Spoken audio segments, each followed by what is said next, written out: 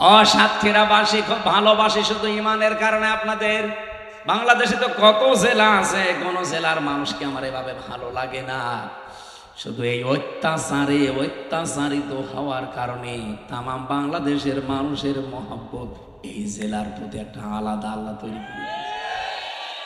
আমি যেমন 3টা বছর ফাঁসির কন্ডেম ছেলে ছিলাম, এই জন্য আল্লাহ তামাম দুনিয়ার মুসলমানদের ভেতরে যারা নাম জানে, যারা বাংলা ভাষা বোঝে, দেখবেন তাদের ভেতরে আল্লাহ মহব্বত ঢেলে দিয়েছে। কারণ দুনিয়াতে যারা ইসলামের জন্যে, মানবতার জন্যে কষ্ট স্বীকার করবে, মাস্ট বি, তাদের প্রতি আল্লাহ একটা আলাদা ভালোবাসা সৃষ্টি জগতের ভেতরে তৈরি করে দেবে। চিন্তা করলেন নবীর কথা তো মিথ্যা না, কোনো আওয়াজ দেয় না কেন? ডাক দিয়ে বলে কবরের মাটি, বিভিন্ন আযাব গজবের কথা আমি শুনেছি নবীর মুখে, আমি বিশ্বাস করি এগুলো ঠিক, কিন্তু এখন যাকে রাখতে যাচ্ছি উনি কিন্তু হাসান হুসাইনের মা, উনি হযরতে আলীর স্ত্রী।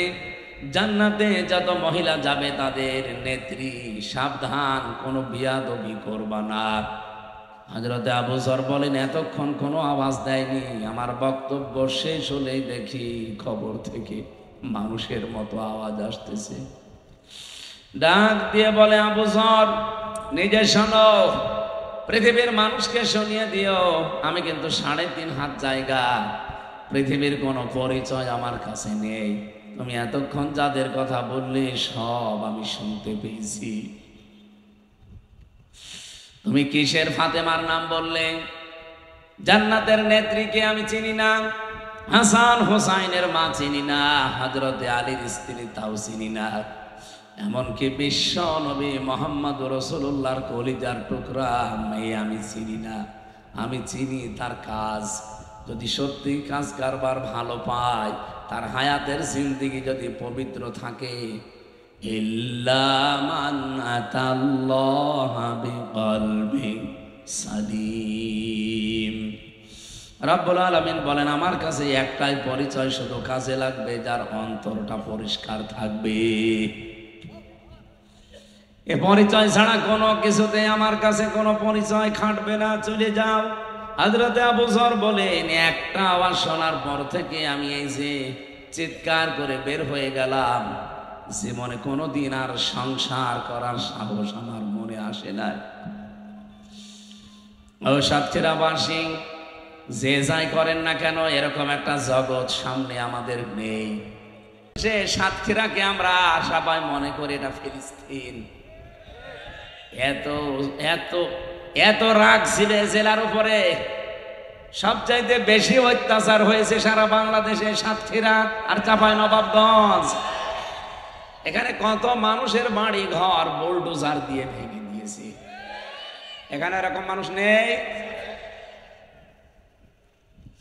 সাবেক এমপি, একজন মুহাদ্দিস, একজন কামিল মাদ্রাসার অধ্যক্ষ, তার বাড়ি পর্যন্ত 2 তলা বাড়ি মাটির সাথে মিশিয়ে দিয়েছে বুলডোজার দিয়ে। এটা আমি বানিয়ে বলছি, আমি তো জানি। আমরা আল্লাহর ওলি খুঁজে পাই না দেশে। অধ্যক্ষ আব্দুল খালেক মন্ডল এটা আল্লাহর ওলি ছিল। এরপরে মাওলানা ইয়াসির না কি যেন নাম, রিয়াসাত আলী বিশ্বাস, হয়তো মাওলানা রিয়াসাত আলী আশাশনীর এমপি ছিল সাবেক, এখন কবরে আছে। আমার তো মনে হয় কবর খোঁড়া যদি জায়েজ থাকতো, আপনি কবর খুঁড়ে দেখতেন লোকটা সত্যি জান্নাতে আছে। কি করেছে দেখেছেন, একজন এমপি আর বাড়ি হচ্ছে মাটির বাড়ি। আর কত মানুষ এই সাতক্ষীরা এমপি হতে না, এমপির শুধু পেছনে থাকে, তার বাড়ি 3 তলা, তাও তো সে ভোটের এমপি না, অবৈধ এমপি। অবৈধ এমপির অবৈধ পিএস, তারই যদি 3 তলা বাড়ি হয়, মাওলানা রিয়াসাত আলীর তো 50 তলা হওয়ার দরকার ছিল। বলেন, আপনি উনি খুঁজে পান না, চলে যাচ্ছেন সে কোথায়? চট্টগ্রামে জাহাঙ্গীর হুজুরের কাছে। জাহাঙ্গীর হুজুর না, এক জাহাঙ্গীর হুজুর আছে না যে কবরে কলম পড়তে যায়, কি হুজুর থেকে পর্যন্ত এসেছি, বলেন আলহামদুলিল্লাহ। কোরআন শুনতে যেহেতু এসেছি, কোরআনের আলোচ্য বিষয় গরু ছাগল, কি বলেন বলেন, মানুষ। কোরআনে কারিমে যত কথা আছে সব মানব কেন্দ্রিক কথাই বেশি। মিনহা খালাকনাকুম, আল্লাহ তাআলা বলেন এই ইহা থেকেই তোমাদেরকে বানিয়েছি। এই ইহা কি? আমরা জানি মাটি না, মাটি দিয়ে সরাসরি একজনকে আল্লাহ বানিয়েছেন, হযরত আদম আলাইহিস সালাম। আমাদেরকে আজ পর্যন্ত সরাসরি মাটি দিয়ে বানায়নি। কিয়ামত পর্যন্ত যারা আসবে তাদেরকে মাটি দিয়ে সরাসরি বানানো হবে না, মানুষদেরকে বানানো হবে মাটির নির্যাস দিয়ে। আর শুধু ঠনঠনে শুকনা মাটি দিয়ে বানিয়েছিল কাকে? আদম আলাইহিস সালাম। মাটি বানিয়েছে কি দিয়ে? মাটিও তো একটা জিনিস দিয়ে বানানো লাগবে। আমরা তাফসীরের ভেতর থেকে বলছি, আপনি যদি এখন গাজীপুরে যান, মৃত্তিকা গবেষণাগার আছে, ওখানে মাটি গবেষণা করে 10টা জিনিস তারা মাটি থেকে বের করেছে। 1 নম্বরে oxygen, silicon, aluminium, iron, calcium, potassium, sodium, magnesium, nitrogen, hydrogen. এই 10টা জিনিস মাটির ভেতরে আছে। আর আমাদেরকে যেহেতু আল্লাহ মাটির নির্যাস দিয়ে বানালেন, যে মাটি থেকে উৎপন্ন হওয়া যে খাদ্য খাবারগুলো, আমার বাবা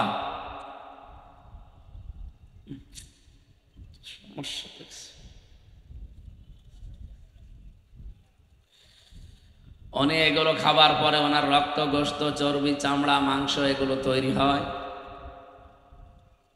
সেখান থেকে বীর্য তৈরি হয়। বাবার স্ফলিঙ্গ দিয়ে দ্রুত গতিতে বের হয়ে যাওয়া এই নাপাক পানিটা, বীর্যটা মায়ের রেহেমের ভেতরে জমা হয়। বিজ্ঞান এখন প্রমাণ করছে নাপাক পানি দিয়ে আল্লাহ 4টা জিনিস বানায়: রক্ত, গোশত, চর্বি আর চামড়া। বাবার মায়ের রেহেমের ভেতরে যে থলিটা আছে পানির, নাপাক পানির, এইটা দিয়ে আল্লাহ আরো 4টা জিনিস বানায়: চুল, রগ, হাড় আর পর্দা।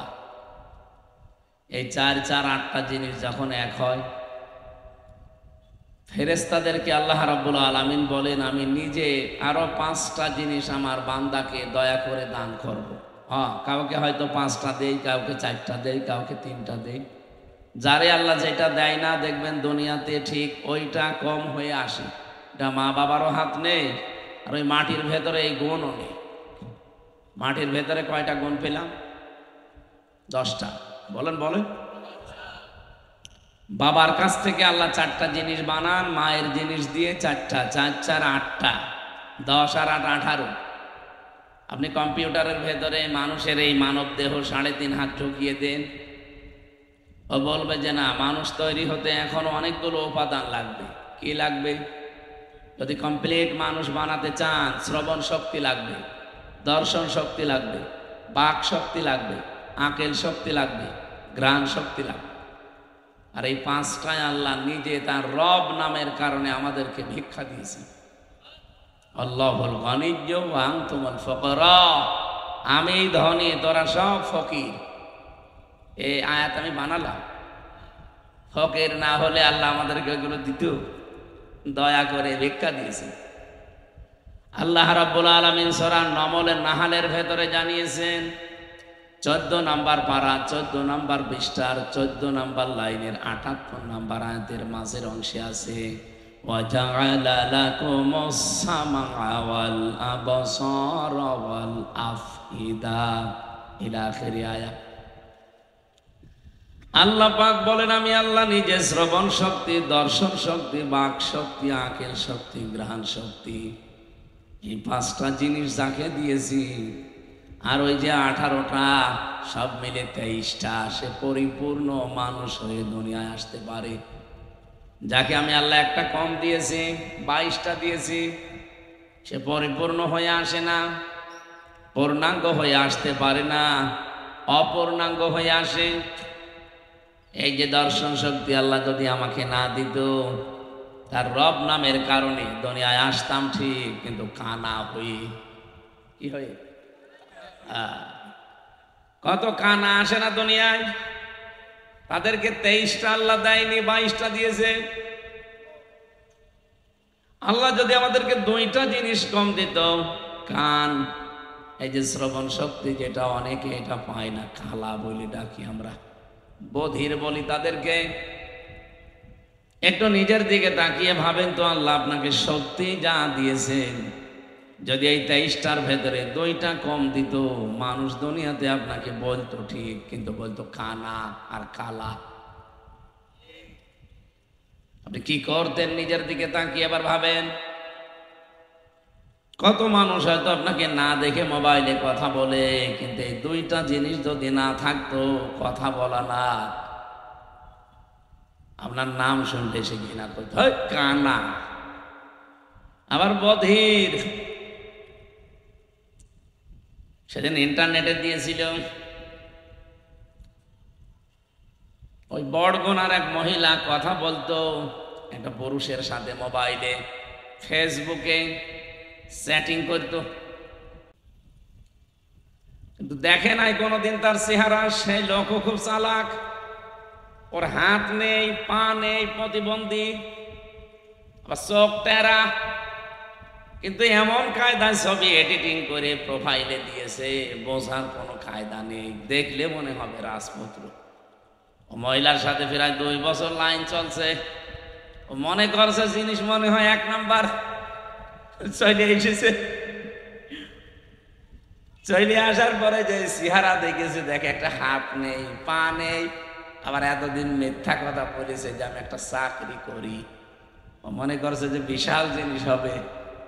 ওই মহিলাও 2 নাম্বার, কারণ ওরও 2টা ছেলে মেয়ে আছে। ওই এসে দেখছে এই অবস্থা, চাকরি করে ঠিক, কিন্তু একজনের জমিতে পানি টেনে দেয়, এই চাকরি।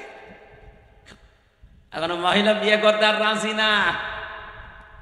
এই লোকের যে ভাই আছে, সে বলছে না, তুমি কেন আসলে? বলছো তো আমাকে মিথ্যা কথা বলেছে যে ও নাকি খুব সুদর্শন, বলবে তো যে আমি প্রতিবন্ধী, আবার প্রোফাইলে ছবি দিয়েছে সেই রকম ছবি, আমি দেখে চলে এসেছি। সাতক্ষীরাবাসী শুধু হাসির জন্য বলি নাই, নিজের দিকে তাকিয়ে বলেন, আপনাকে যদি আল্লাহ এরকম প্রতিবন্ধী করে দিত, হয়তো না। এক কথা বলেন না কেন? আপনি কিসের মাস্তানি করেন, কিসের অহংকার আপনার বলেন তো? কুমিল্লাতে একবার খাবার খাচ্ছিলাম এক মাহফিলে, হঠাৎ বিদ্যুৎ চলে গেল। পাশে আমার এক অন্ধ বসেছিল খাবার খেতে। আমার যারা চোখওয়ালা মানুষ, তারা চিল্লা পাল্লা করছে, ওই তাড়াতাড়ি কারেন্টের ব্যবস্থা করেন, জেনারেটর লাগান। হঠাৎ অন্ধ আমার হাত চেপে ধরে বলছে, হুজুর মাত্র 2 মিনিট কারেন্ট চলে গেছে আর আপনি চিল্লাচ্ছেন। অথচ আজ 42 বছর আমার জীবনে কোনো কারেন্ট নেই। আমি কিন্তু জন্মের পরে দেখতে পেতাম, টাইফয়েড হওয়ার কারণে আমার এই অবস্থা হয়েছে। আজ 42 বছর, কি আলো কি অন্ধকার আমি জানি না।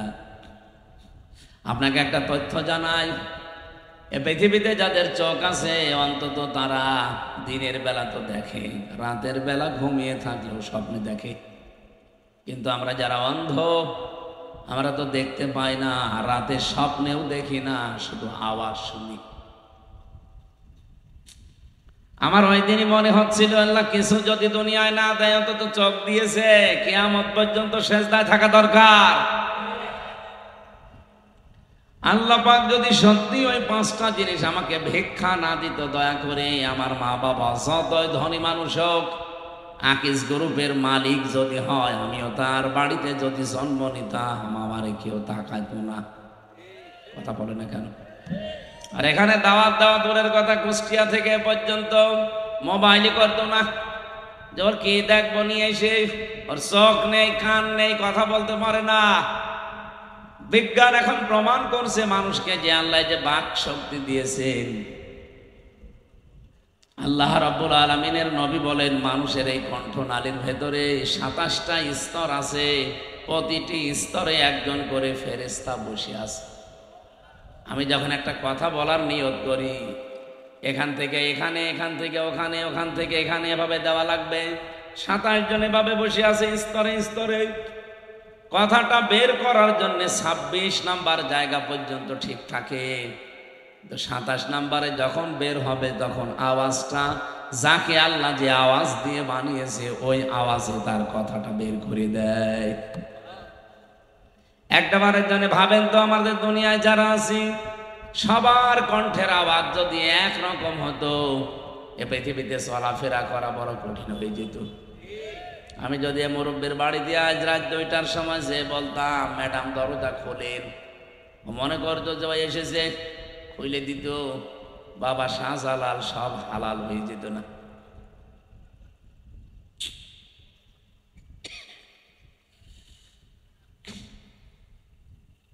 আল্লাহ রাব্বুল আলামিন বলেন, ওয়াস-সামাই ওয়াত-তারিকি ওয়া মা আদরাকা মাত-তারিকুন নাজমুস-সাকিব ইন কুল্লু নাফসিন লাম্মা আলাইহা হাফিজ।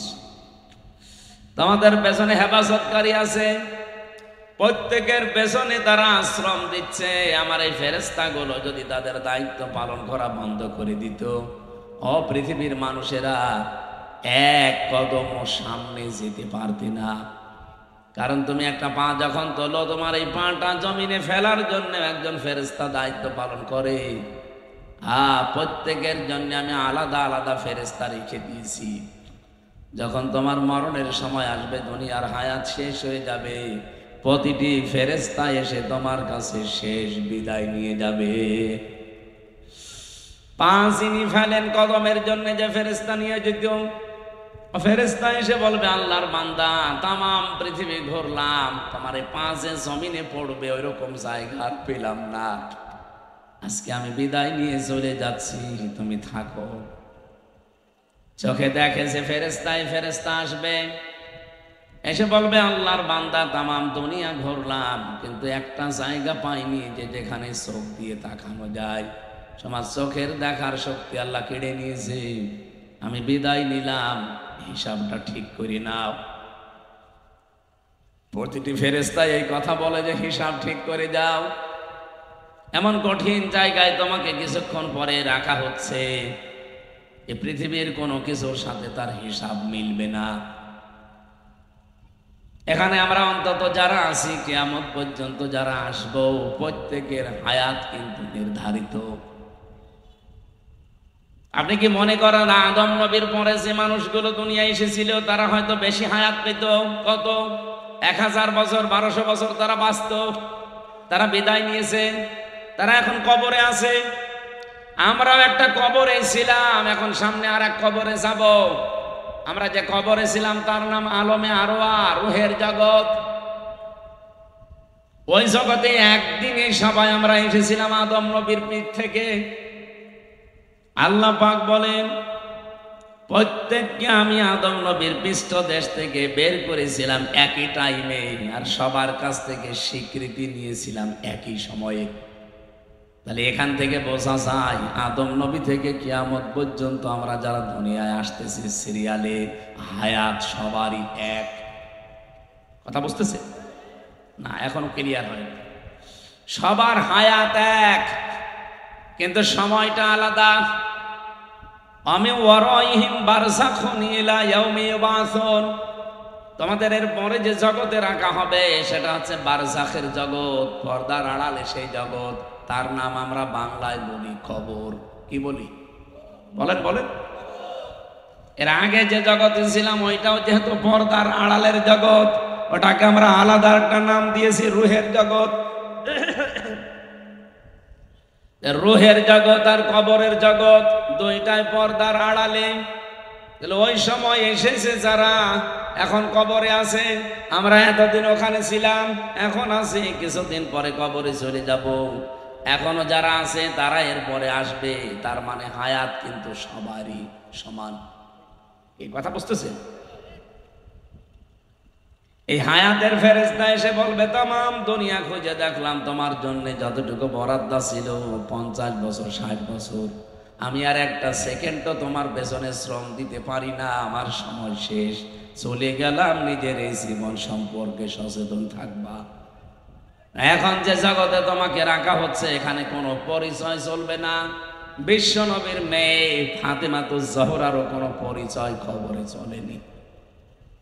আমি জেনে সাহাবীর হাদিস পড়ছিলাম, হযরতে আবু যর রাদিয়াল্লাহু তাআলা আনহু তিনি বলেন, আমি কবর খুঁড়তে গিয়ে জিজ্ঞাসা করেছিলাম, কবরের মাটি আমি নবীর মুখে শুনেছি নাকি তোমার ভেতরে সাপ বিচ্ছু আসে, যাই আসুক না কেন সাবধান, এখন যাকে রাখবো তিনি কিন্তু বিশ্ব নবীর মেয়ে। কবরের কোনো আওয়াজ নেই। চিন্তা করলেন নবীর কথা তো মিথ্যা না, এ কোনো আওয়াজ দেয় না কেন? ডাক দিয়ে বলে, কবরের মাটি বিভিন্ন আযাব গজবের কথা আমি শুনেছি নবীর মুখে, আমি বিশ্বাস করি এগুলো ঠিক, কিন্তু এখন যাকে রাখতে যাচ্ছি উনি কিন্তু হাসান হুসাইনের মা, উনি হযরতে আলীর স্ত্রী, জান্নাতে যত মহিলা যাবে তাদের নেত্রী, সাবধান কোনো বিয়াদবি করবা না। হযরতে আবু যর বলেন, এতক্ষণ কোনো আওয়াজ দেয়নি, আমার বক্তব্য শেষ হলেই দেখি খবর থেকে মানুষের মতো আওয়াজ আসতেছে। ডাক দিয়ে বলে, আবু যর নিজে শোনো, পৃথিবীর মানুষকে শুনিয়ে দিও, আমি কিন্তু 3.5 হাত জায়গা, পৃথিবীর কোনো পরিচয় আমার কাছে নেই, তুমি এতক্ষণ যাদের কথা বললে সব আমি শুনতে পেয়েছি। তুমি কিসের ফাতেমার নাম বললে? জান্নাতের নেত্রীকে আমি চিনি না, হাসান হোসাইনের মা চিনি না, হযরতে আলীর স্ত্রী তাও চিনি না, এমনকি বিশ্ব নবী মুহাম্মদ রাসূলুল্লাহর কলিজার টুকরা মেয়ে আমি চিনি না। আমি চিনি তার কাজ, যদি সত্যি কাজ কারবার ভালো পায়, তার হায়াতের জিন্দেগি যদি পবিত্র থাকে, ইল্লা মান আতাল্লাহা বিকলবিন সালিম। রব্বুল আলামিন বলেন, আমার কাছে একটাই পরিচয় শুধু কাজে লাগবে, যার অন্তরটা পরিষ্কার থাকবে। এ পরিচয় ছাড়া কোনো কিছুতে আমার কাছে কোনো পরিচয় খাটবে না, চলে যাও।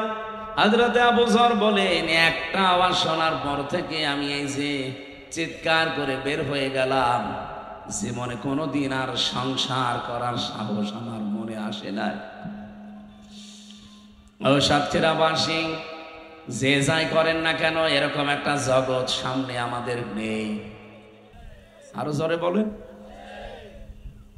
বিশাল একটা ভয়ঙ্কর জগৎ আমাদের সামনে আসতেছে।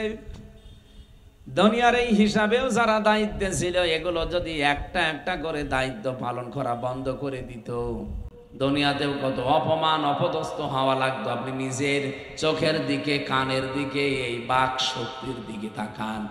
আমার চেহারা যতই ভালো হোক, লেখাপড়া আমি যতই আন্দাজে করি, যদি কথা বলতে হঠাৎ আল্লাহ বন্ধ করে দেয়, বিজ্ঞান এখন দেখাচ্ছে যে 27টা স্তরের একটা স্তর যদি অকেজ হয়ে যায়, দুর্বল হয়ে যায়, আপনি যতই জোরে জোরে কিছু করেন কথা বলতে পারবেন না, শুধু গা গো শব্দ হবে। কি দয়া করেছে আমি এই জায়গাগুলোতে যখন কম্পিউটারের সামনে বসি, আগে সেজদা দিয়ে নিই যে আল্লাহ, কত মানুষকে তুমি এই কথা বলার যোগ্যতা কেড়ে নিয়েছো। ওই যে কাজী নজরুল ইসলাম 43 বছর জীবনে কথা বলতে পারে নাই, বুবা ছিল। আপনি হিসাব করতে পারেন জীবনে আজ যারা আল্লাহর বিরুদ্ধে এই কথাকে ব্যবহার করেন, মানবতার বিরুদ্ধে এই কথাকে ব্যবহার করেন, এখনই যদি আল্লাহ 27টা স্তরের হালকা একটু ফাটল ধরিয়ে দেয়, এমনকি যে শরীরের ভেতরে 5.5 কেজি রক্ত এখন 226 কিলোমিটার বেগে প্রবাহমান চলছে, মাথা থেকে পা পর্যন্ত। বিজ্ঞান জানিয়েছে 2 কোটি কোষ আমাদের শরীরে আল্লাহ দিয়েছে। এই কোষগুলো যদি কিছু দুর্বল হয়ে যায়, আর এগুলো দুর্বল হওয়ার কিছু পয়েন্টও আছে, আমার আলোচনা ওদিকে না, আমি ওদিকে যাচ্ছি। এক কথায় বলছি, কোষগুলো যদি সত্যি দুর্বল হয়ে যেত, আপনার কিন্তু এই রক্তের ভেতরে কমপক্ষে 5 প্রকার ক্যান্সার দেখা দিত। ক্যান্সার হওয়ার পেছনেও কিছু কারণ আমি পেয়েছি।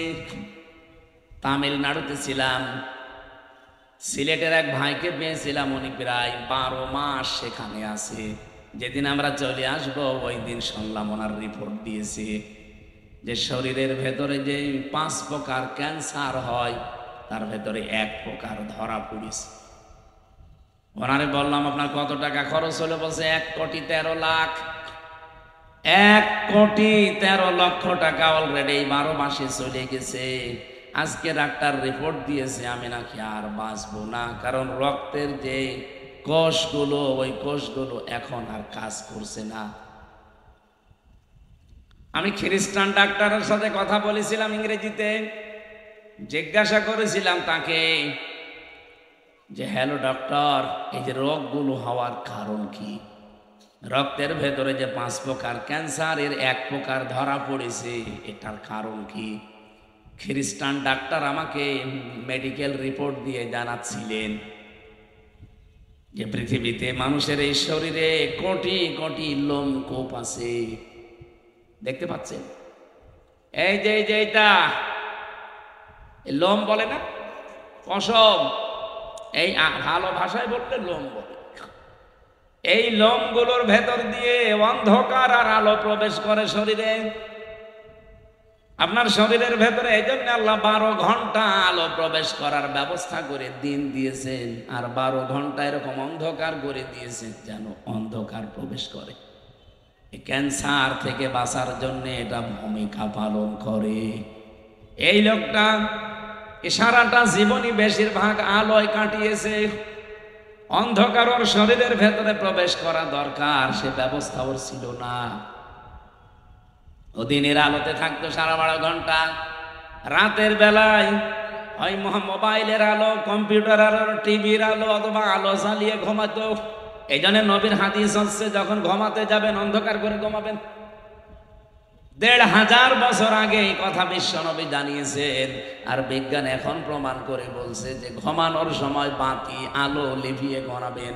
অন্ধকার আপনার শরীরের ভেতরে প্রবেশ করবে, ক্যান্সার থেকে আল্লাহ আপনাকে বাঁচিয়ে দেবে। এ মাথার ভেতরে একটা জিনিস আছে, পেছন দিয়ে বের হয়। এটা যত বেশি বের হবে, এটা অন্ধকার না হলে বের হয় না। আমি তো আর আপনাকে বিজ্ঞান বোঝাই না, আমি কোরআন বোঝাচ্ছি। এটা একটা পয়েন্ট এসেছে, এই জন্য এতটুকু বললাম।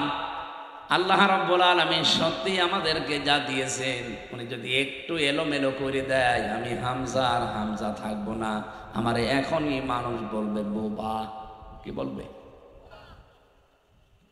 এই জন্য পুরা কোরআন শরীফে আপনি দেখবেন মানুষ এটা আলোচ্য বিষয় কোরআনের।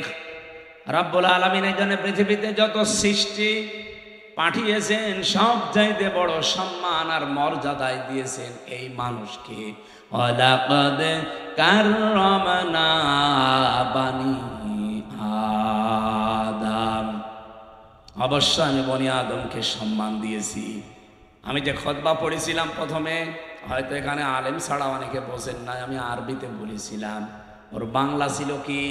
আল্লাযী খলাকানা লিল ইবাদাতি ওয়াল জান, যিনি আমাদেরকে বানিয়েছেন তার ইবাদতের জন্য, আর জিনদেরকেও তিনি বানিয়েছেন। ওয়া খাসসানা বিত্তাকরিমি বাইনাল হায়াওয়ান, তিনি সম্মান দিয়েছেন আর খাস ভাবে, স্পেশাল ভাবে আমাদের সম্মান দিয়েছেন। তাম পৃথিবীর যত হায়াওয়ান, যত সৃষ্টি আছে, সব সৃষ্টির ওপরে সম্মান বেশি কার? বলেন বলেন। এই মানুষদের ভেতরে আবার আল্লাহর কাছে দামি তারা যারা ঈমান এনেছে আল্লাহর প্রতি, আর ঈমান আনার পরে যারা আমলে সালহ করেছে। ইন্নাল্লাযীনা আমানু ওয়া আমিলুস সালিহাতি উলাইকা হুম খায়রুল বারিয়া, নিশ্চয় যারা ঈমান আনে আর আমলে সালেহ করে। ও সাতক্ষীরাবাসী, এ জেলায় আসলে আয়াতটার ব্যাখ্যা বেশি করা দরকার। ভালো করে শোনেন, আমি এমনি বলি নাই। যারা ঈমান আনার পরে আমলে সালেহ করে, কি এটা কি? আমরা অনেকেই মনে করে আমলে সালেহ মানে নেক কাজ। না, শুধু নেক কাজের নাম আমলে সালেহ না। যারা গবেষক আছে, আলেম চিন্তাশীল যারা, তাদেরকে বলছি আপনি চিন্তা ভাবনা করে পড়বেন সালেহ মানে যোগ্য। সালেহ মানে বলেন বলেন, আপনাকে যোগ্য হওয়া লাগবে ঈমান আনার পর। আজ এই দেশে ইসলাম এই 54 বছরে কায়েম হয়নি, তার একটাই কারণ, আমরা যোগ্য না। যদি আমরা সত্যি যে যে জায়গায় আছি ওখানে যোগ্যতা অর্জন করতে পারতাম, মাস্ট বি আল্লাহ তার ওয়াদা ঠিক রাখতো। ওয়া'দাল্লাহুল্লাযীনা আমানু মিনকুম ওয়া আমিলুস সালিহাত লা ইস্তাখলিফান্নাহুম ফিল আরদি কামাস্তাখলাফাল্লাযীনা মিন ক্বাবলিহিম। সূরা নূর 18 নম্বর পারার 16 নম্বর পৃষ্ঠার 3 নম্বর লাইনের 55 নম্বর আয়াতের প্রথম অংশে আছে আল্লাহ বলেন, আমার ওয়াদা তোমাদের ভেতরে যারা ঈমান আনবে আর আমলে সালেহ করবে তাদেরকে আমি জমিনের শাসন ক্ষমতা দিয়ে দেব। বলেন সুবহানাল্লাহ। আল্লাহ এতটুকু বলে শেষ করে দেননি। কামাস্তাখলাফাল্লাযীনা মিন ক্বাবলিহিম, লামে তাকিদ নুনে সাকিলা, শুধু তোমাদেরকে না, এর পূর্বেই পৃথিবীতে যারা ঈমান আনার পরে আমলে সালেহ করেছে তাদেরকে আমি জমিনের শাসন ক্ষমতা দিয়েছিলাম। এ ঘোষণা কার? বলেন বলেন। 54 বছরে আমরা 92% মুসলমান এই দেশে, আল্লাহ আমাদেরকে দেয় না কেন? আল্লাহর ওয়াদা মিথ্যা নাকি? আরো জোরে বলেন। কোরআনে কারিমের একটা আয়াত পরিচিত, আমি পড়ছি, আমি আলেমদেরকে বলছি, এখানে আলেম নেই, এই যে আমি আপনাকে বলবো এবার, ওয়ালা তাহিনু ওয়ালা তাহজানু ওয়া আনতুমুল আ'লাউনা ইন কুনতুম মুমিনিন। সূরা আলে ইমরানের 139 নম্বর আয়াত। বহুবার জীবনে পড়েছি, কিন্তু আমার মনে হয় এখন বাংলাদেশের সাথে এখন 100 ভাগে আয়াতটা মিলবে। এদিকে তাকান, খুব জরুরি এটা। আল্লাহ বলেন, ওয়ালা তাহিনু, তাহিনু মানে মন ভেঙো না, হীন বল হয় না, মনক্ষুণ্ণ হবা না, দুর্বল হয়ে যাবা না। ওয়ালা তাহজানু, চিন্তাও করবা না। ওয়া আনতুমুল আ'লাউনা, শব্দটা ছিল ওয়া আনতুম আল আ'না, আল আ'লাউনা। আমার প্রশ্ন এখানে, আল্লাহ আনতুমুল আ'লাউনা দেওয়ার আগে এই যে আ'লাউনা এর আগে আলিফ লাম দিলেন কেন? এখানে গল্প করছে কে? পরে ভাই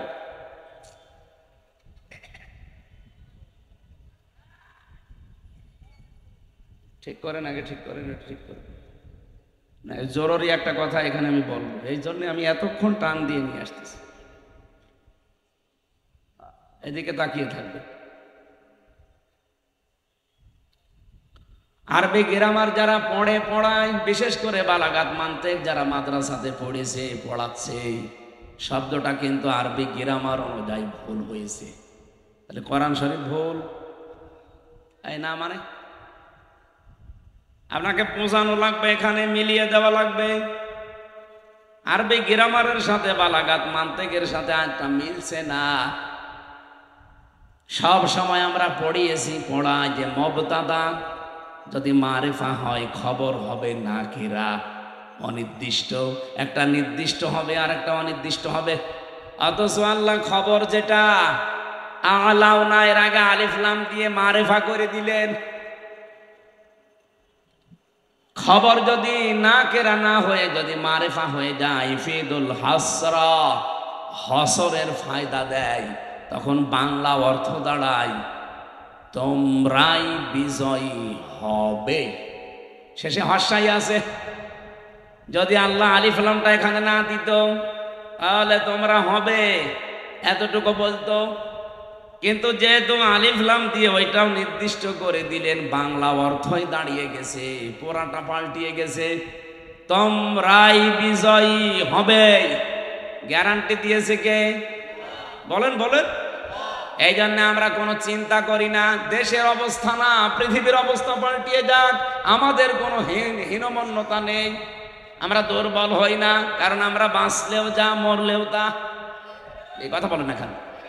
যেদিন পড়েছি, যেদিন পড়িয়েছি, কুল ইন্না সলাতি ওয়া নুসুকি ওয়া মাহইয়ায়া ওয়া মামাতি লিল্লাহি রাব্বিল আলামিন। হে নবী, আপনি বলেন আমার জীবন, আমার মরণ, আমার নামাজ, আমার কুরবানি সব আমি আল্লাহকে দিয়ে দিয়েছি। আমি যে বেঁচে আছি আমার আল্লাহর জন্য, মরে গেলেও আল্লাহর জন্য। কিন্তু আপনারটা না।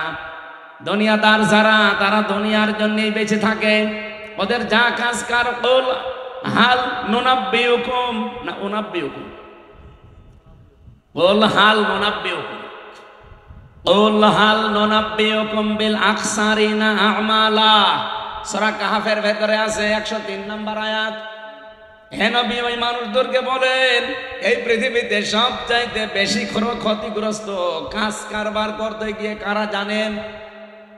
আকসারিনা দিয়েছেন আল্লাহ ইসমে তাফসীল, আকসারিনা আমালা। আমি কি তোমাদেরকে এই কথা বলবো যে পৃথিবীতে কাজ সবাই করে, কিন্তু ক্ষতিগ্রস্ত কারা? আল্লাযীনা দাল্লা সা'য়ুহুম ফিল হায়াতিদ দুনিয়া ওয়া ইয়াহসাবুনা আন্নাহুম ইউহসিনুনা সুনআ। যে মানুষগুলো দুনিয়াতে সব সময় শুধু টিকে থাকার জন্য কাজ করে, আর ওরা মনে করে আমরা ভালো পথে আছি। আরে ভাই, 15.5 বছরে দেশ উন্নত হয়েছে, এটা আমিও দেখেছি। কিন্তু শুধু দুনিয়ার টার্গেট নিয়ে চললে হবে না, আপনাকে টার্গেট নেওয়া লাগবে দুনিয়া থেকে। আর দুনিয়া মাজরাতুল আখিরাহ, এটা হচ্ছে দুনিয়া আখিরাতের ক্ষেত। আমি যদি এখানে বেঁচে থাকি, আমার ক্ষেত এখান থেকে আমি পাঠাবো। আমি বেঁচে থাকলাম, আমার আখিরাতের কোনো পুঁজি নেই। আমি বেঁচে থাকি আর কুকুর আর আমি সমান। আর নরসিমনের কোনো উদ্দেশ্য নেই, আমারও নেই। তা আমি 100 বছর না 1000 বছর হায়াত প্রেম করবো কি? আজকে পালিয়ে যাওয়া একজন ব্যক্তির অডিও কল শুনছিলাম, আমি ওনার নাম নিতেও ঘৃণা করি, আমার ঘৃণা লাগে। ও নাম বলার দরকার নেই, নাম বললে এখন অজু করা লাগবে। কারণ যত মানুষের খুনের সাথে জড়িত, ডাইরেক্ট ইনডাইরেক্ট, ওরে যদি 5000 বার ওই দেশে ফাঁসি দেওয়া হয়, তাও মানুষের ঝাল মেটবে না। অন্তত আমার তো মেটবে না, কারণ আমি 3 বছর।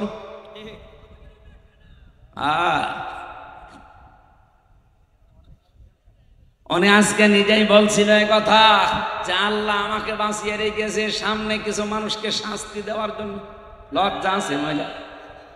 হ্যাঁ, এত অপমান হওয়ার পরও যদি এই কথা বলে আল্লাহ নাকি ওরে বাঁচিয়ে রেখেছে, পালিয়ে গেলেন কেন? আল্লাহ আপনাকে বাঁচিয়ে দিয়েছে, আপনি আর 5 মিনিট থাকতেন, হত্যা হয়ে যেত। এক কথা বলছে না কেন? শুধু 5 মিনিটও না, যেটাই যাচ্ছিল ওইটা দরজা যদি হালকা খুলে যেত। আমি সেদিন ওই যে মৌলভী বাজারে যাচ্ছিলাম, হঠাৎ পাইলট আমারে বলছে, হুজুর এই হেলিকপ্টারের এই হুকটা যেন চাপ দেবেন না, তাহলে খুলে গেলে পড়ে যাবেন। মনে মনে ভাবলাম, আল্লাহ, যে 2 বোন চলে যাচ্ছিল, যদি একটু হুকটা খুলে যেত, আর যদি আমার সামনে পড়তো, মন মতো আল্লাহর নামে পিটাতাম।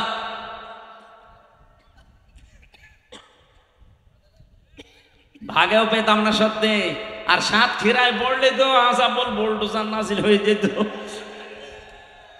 কারণ এই জেলার একেবারে শেষ করে দিয়েছে সারা বাংলাদেশ। এখানে একটা নতুন তথ্য বলছি আপনাদেরকে, আলেমদের কাজে লাগবে। এদিকে তাকান। আল্লাহ রাব্বুল আলামিন জানিয়েছেন, ফাইন্না মাআল উসরি ইসরান, ইন্না মাআল উসরি ইসরা। আমি এখানে যারা আলেম আছে তাদেরকে আবার জিজ্ঞাসা করব, আয়াতটা ঠিক আছে না ভুল? হ্যাঁ,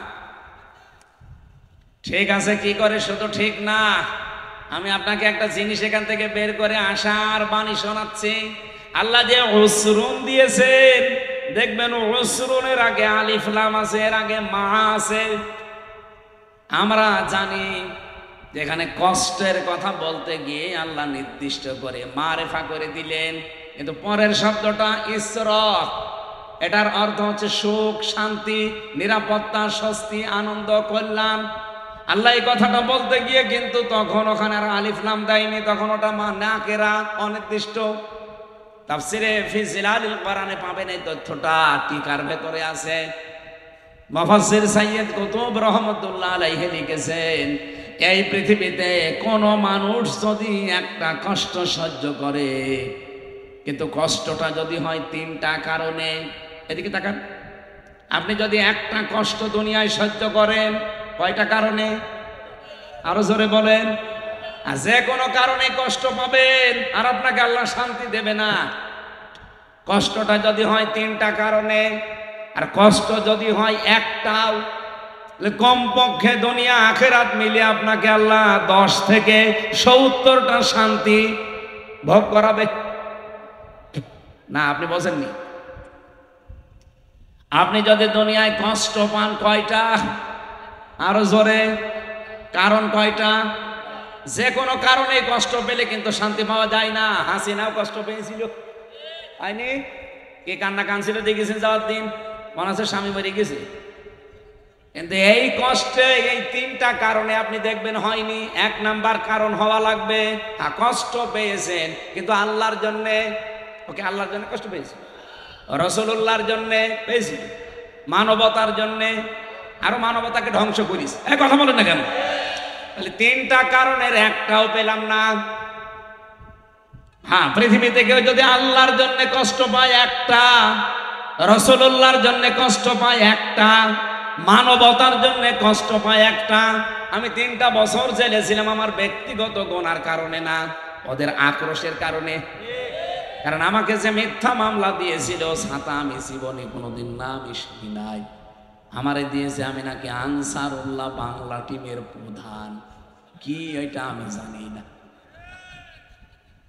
ভেতরে যে একজনকে পেয়েছিলাম মনে হচ্ছে আল্লাহর দলের সভাপতি, ওনার নাম হচ্ছে আব্দুল মতিন, আর 17 বছর ছেলে।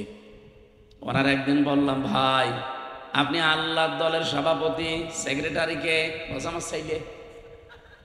ও সভাপতি, ওর ছেলে সেক্রেটারি, বাংলাদেশে আর কেউ নেই, এই হচ্ছে জঙ্গি। আমাদেরকেও এরকম সন্ত্রাস বিরোধী জঙ্গি মামলা দিয়ে বিশ্বের মডলদেরকে দেখাতো যে এই দেশে ভয়াবহ জঙ্গি দেখা দিচ্ছে। আমরা যদি না থাকি এ দেশ কিন্তু আর আয়ত্তে রাখতে পারবেন না। এই মিথ্যা কথাগুলো বিশ্বের মডলদেরকে জানিয়ে, অথচ এটা যে ডাহা মিথ্যা কথা এখন এই 8.5 মাসে প্রমাণ হয়ে গেছে। 8.5 মাসে একজনও জঙ্গি ধরা পড়েছে? একটাও পড়ে না। জঙ্গিও নাই, যে কয়টা আছে কয়েকটা উগ্র, তারা এখন ছেলে। অথচ তাম দুনিয়ার মডলদেরকে এটা এতদিন দেখিয়েছে যে এই দেশে কিন্তু জঙ্গি ভরে গেছে, আমরা না থাকলে কন্ট্রোল করা যাবে না। কন্ট্রোল করা যাবে না, 9 মাস কি হচ্ছে? কিছুই তো হয়নি। কারণ জঙ্গি যারা নাটক করবে, সে নাটক বাস পালিয়েছে। আর যাদেরকে দিয়ে নাটক মঞ্চস্থ করবে তারা এখন সবাই পালায়নি। এই জঙ্গি মামলা যারা সাজিয়েছিল, আমারে যারা রিমান্ডে নিয়ে, আমার এমন কোনো জায়গা নেই যেখানে টর্চার ওরা করে নাই। এই মানুষগুলো এখনো পর্যন্ত বহাল তবিয়তে আছে। এই সাতক্ষীরাতে এসেছে, এখন শুনছি সাতক্ষীরার দায়িত্বে এখন এসেছে একজন, আমি নাম নিলে আপনারা এখনই চিনে ফেলবেন। আরে বাবা, ইমান মাটি ফুড়িয়ে উঠতেছে। এরা নিজেরা জানতো যে আলেমদের কোনো দোষ নেই, এরা জঙ্গিও না, ওরা নিজেরা আমার এই অফিসার বলেছে। অথচ চুরি করে এখন নাকি সাতক্ষীরায় দায়িত্ব নিয়েছে। সাতক্ষীরা হচ্ছে এটা ফিলিস্তিন। আপনি কোন সাহসে জেলায় আসলেন? আলেমদের যেভাবে কষ্ট দিয়েছে, সে এখন যদি বলতে চায় যে না আমি কি, আমি তো কর্মচারী, আপনি তো সব জানতেন, আপনি বলতে পারতেন না, না আমি এই জালেমদের সাথে নেই, দরকার আমি ভ্যান চালাবো। কথা বলেন না কেন? এই জন্যই তো বারবার বলছি 1628 জন মানুষ দায়িত্বে আছে এই দেশের। এগুলো সব আগে ছিল, এগুলো সব পাল্টান, নতুন করে মানুষ ওই জায়গায় জমা দিন। এখনই যদি নির্বাচন সংস্কার না করে দেওয়া হয় আবার দিনের ভোট রাতে হবে, কারণ এই মানুষগুলো এই 15.5 বছরে এই জালেমাদেরকে টিকিয়ে রেখেছিল। এরাই এই ডিসি, এই এসপি, এই টিওনো, এই ওসি, এই একই জিনিস। হ্যাঁ, খালি জায়গা পাল্টিয়েছে। কুষ্টিয়ার ডিসি এসেছে খুলনায়, খুলনারটা গেছে মেহেরপুর, মেহেরপুরেরটা লালমনিরহাট। এই কথা বলছে না কেন? মাল তো সব একই আছে, খালি জায়গা পাল্টিয়েছে। তো ওদেরকে এখন দিলে তো ওরা আগে যা করেছে তাই করবে। এই জন্যে বারবার বলা হচ্ছে যে পাল্টা, আজকে পাল্টিয়ে কালকে নির্বাচন দিয়ে দেন, কোনো অসুবিধা নেই। আর 2732 জন মানুষ মারা গেল। অন্য বিচার আমি সব বাদ দিলাম, এই 2732 জন মানুষ হত্যার বিচার এটা তো মাস্ট বি হওয়াই লাগবে। নাই তো ওদের মা বাবার কাছে, ওদের স্বামীর কাছে, ওদের ছেলে মেয়ের কাছে কি জবাব দেবেন আপনি বলেন? আপনি যে চেয়ারে বসে পড়লেন, কালকে মনে করেন নির্বাচন দিয়ে হবে, ওই মানুষগুলো জীবনের দাম নেই? আবু সাঈদের জীবনের দাম ছিল না? কথা বলেন না কেন? আমি রংপুরে গিয়েছিলাম, কি শান্ত ছেলে। আমার জীবন যেমন আমার কাছে দামি, মূল্যবান, আবু সাঈদের জীবনও ঠিক এরকম মূল্যবানই ছিল। তো তাকে কি কারণে আপনি বিদায় করে দিলেন বলেন? আপনি জবাব দিতে পারবেন? অথচ এই দেশে এখনো আইন আছে, হত্যা যদি কেউ করে তারে এই যে ফাঁসির যে নিয়ম আছে, যদি 2732 জন যদি খুন হয়ে যায়, আপনি এক একজনের যদি একজনকেও ফাঁসি দিয়ে থাকেন, তাহলে হাসিনার ফাঁসি দেওয়া দরকার 2732 বার, তাও লিগাল ভাবে। আর বাকি যা আছে ওই যে গম, খুন, আয়না ঘরগুলো তো বাদই দিলাম, শুধু লিগাল মরেছে। তো এগুলো তার কোনো ভেজাল নেই, এগুলো সব ভিডিও ফুটেজ আছে। এই কথা বলছে না কেন? আমার যে বক্তব্য ছিল এক কথায় জবাব দিচ্ছি। আপনি যদি দুনিয়ায় আল্লাহর জন্য কষ্ট পান, আমি আল্লাহর জন্য কষ্ট পেয়েছি 3 বছর, আমার নিজের ব্যক্তিগত অপরাধ ছিল না, রাসূলুল্লাহর জন্য পেয়েছি, মানবতার জন্য পেয়েছি। যেন এক একটা কষ্ট যদি কেউ আল্লাহর জন্য সহ্য করে, তার সুখ পাবে কয়টা? 70টা। বলেন বলেন, আরো জোরে বলেন। সিস্টেম অপর পৃষ্ঠায় দেখুন, পৃথিবীতে কেউ যদি একটা আনন্দ ভোগ করে, সুখ ভোগ করে, আর ওই সুখটা যদি হয় অবৈধ সুখ, তাহলে কমপক্ষে তাকে 70টা অপমান, অপদস্থ হওয়া লাগবে। আপনি খালি সুখেরটা নেবেন, দুঃখেরটা নেবেন না। এই জন্য আল্লাহ আয়াত রিপিট করেছেন, সূরা আলাম নাসরার 5 এবং 6 নম্বর আয়াত। এই আয়াতের ব্যাখ্যা আমি নিজে পড়ি, বাস্তবে এতটুকুই বুঝি। দুনিয়াতে যারা অবৈধ সুখ ভোগ করছেন, এক একটা অবৈধ সুখের কারণে দুনিয়া আখিরাত মিলে আপনাকে কমপক্ষে 70টা দুঃখ আল্লাহ ভোগ করাবে। কথা বলেন না কেন? এই 15.5 বছরে হাসিনা যদি 50টা সুখ ভোগ করে, হাসিনার সাথে যত লেসপেন্সার ছিল সবাই যদি সুখ পায়, এই সাতক্ষীরা সদরে যে দায়িত্বে ছিল বিনা ভোটের এমপি, সে সুখ পায়নি। কয়টা? মনে করেন 20টা সুখ পেয়েছে না পায়নি? কত আনন্দ পেয়েছে বাবা শাহজালাল, মনে হচ্ছিল সব হালাল হয়ে গেছে। কত জায়গায় এই বিনা ভোটের এমপি কত মানুষের কাছে টাকা পয়সা নিয়ে নিয়ে চাকরি দেওয়ার নামে, হ্যাঁ চাকরি দিয়েছে, টাকা নিয়েছে। ও যদি এমপি না হতো ওরা কেউ টাকা দিত? এই কথা বলেন না কেন? কত জায়গা জমি ঘর বাড়ি সব দখল করে নিজের নামে নিয়ে নিয়েছে। কত কিছু আল্লাহর রাস্তায় সব কিছু করলেন, আমি মানলাম আপনি করেছেন। এবার বলেন, আপনি যে সুখটা পেলেন এটা কি বৈধ সুখ না অবৈধ? বলেন বলেন। এক একটা অবৈধ সুখের কারণে 70টা দুঃখ। 15.5 বছরে যদি 50টা সুখ পান, 70 দিয়ে গুণ দেন, হ্যাঁ 3500। এতগুলো দুঃখ আপনাকে আল্লাহ সামনে দেবে, এরপরে আপনি চট করে ঢুকে পড়বেন। অনেকে বলছে চট করে চলে যাবে। আরে ভাই, কোরআন শরীফ মিথ্যা হয়ে যাবে। আপনাকে আল্লাহ আগে 3500 অন্তত দুঃখ, কষ্ট, অপমান, অপদস্থ, অকল্যাণ দেবে, এরপরে তো নাকি।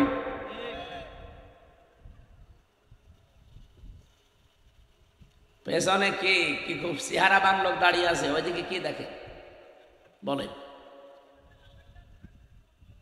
এখানে কারা গো? আপনাদের দিকে তাকাচ্ছে, আমারে রেখে কি আপনার চেহারা আমার সাথে ভালো নাকি?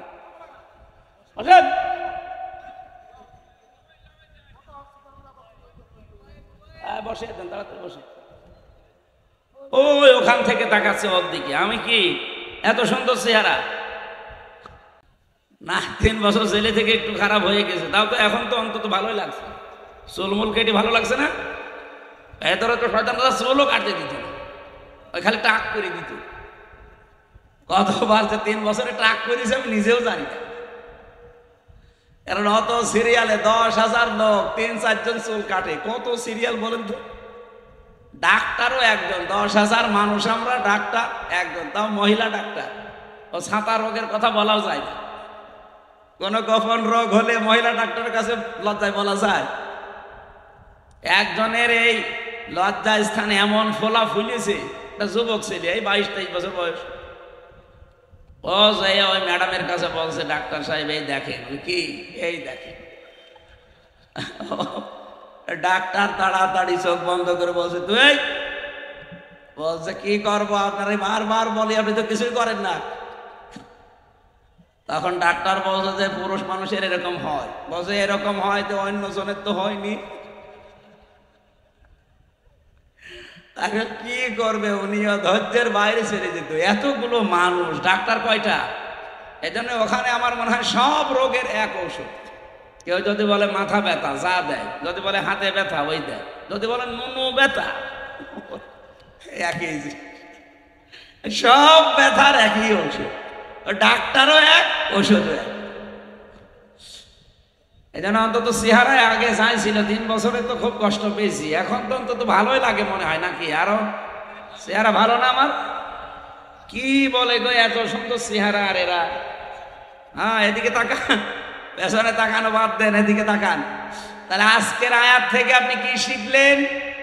একটা কষ্ট যদি দুনিয়ায় আল্লাহর জন্য, রাসূলুল্লাহর জন্য, মানবতার জন্য আপনি ভোগ করেন, আপনার সামনে কমপক্ষে 70টা শান্তি অপেক্ষা করছে। আর যদি একটা অবৈধ সুখ ভোগ করেন, একটা অবৈধ সুখের কারণে কষ্ট পাবেন দুনিয়া আখিরাত মিলে কয়টা? এখানে যারা অবৈধ প্রেমে আছেন, এই যে পরকীয়া প্রেম, এটা কি বৈধ না অবৈধ? কিন্তু এই প্রেমের সুখ আছে না? আপনি মুরব্বী মানুষ, আপনি কি? হ্যাঁ, আমাদের মতো ছিলেন তো, ঠিক আছে। এখানে যারা অবৈধ প্রেমে আছেন, বিশেষ করে পরকীয়া প্রেম, এমনি প্রেম করলে বিয়ে করে ফেলেন, কিন্তু অন্যের স্ত্রীর সাথে আপনি লাইন করেন, আপনি মানুষ? হ্যাঁ, কুকুরের রুচিও তো এত খারাপ না। একজন মানুষ সংসার করছে, তারটা আপনি আল্লাহর রাস্তায় চালাচ্ছেন, নাউজুবিল্লাহ। এই কাজে যারা আছেন, এই মুহূর্তে তওবা করে এই কাজ ছেড়ে দেওয়া লাগবে। কারা রাজি আছেন দেখি? এই 2 হাত তুলেছে, দাঁড়িয়ে এদিকে। কার সাথে লাইনে যাব না? এদিকে আসেন। হ্যাঁ, ওরা তুলে দেন তো। এই সাতক্ষীরায় এরকম মানুষ বাস করে না? এই অবৈধ সুখে যারা আছেন ভাই, এসব শান্তি অশান্তির কারণ হবে কয়টা? 70টা। বলেন বলেন, আপনি একটা সুখ ভোগ করে 70টা অশান্তি ভোগ করতে পারবেন? এই মুহূর্তে ছেড়ে দেন, যদি এরকম কারোর সাথে লাইন থাকে। আর শয়তান এই জায়গায় আপনাকে ঘায়েল করবে বারবার। ও বলবে যে বিশাল শান্তি আছে। কিসের শান্তি? ওই যার কাছে যাচ্ছেন, ওর ভেতরে যা যা আছে, আপনার বোর ভেতরে তাই তাই নেই। কোন কারণে অন্য মহিলার সাথে লাইন করা লাগবে? আপনার বিবেকে কি বলে বলেন? এরপরেও যারা এরকম লাইনে আছেন, আমার মনে হয় ওর বিবেকের উপরে কুকুরে পোশাক করেছে। ও বলছে ঠিক, এই জায়গায় ঠিক বলা লাগে? নাউজুবিল্লাহ। আলহামদুলিল্লাহ, আপনারা মানে সতর্ক আছেন।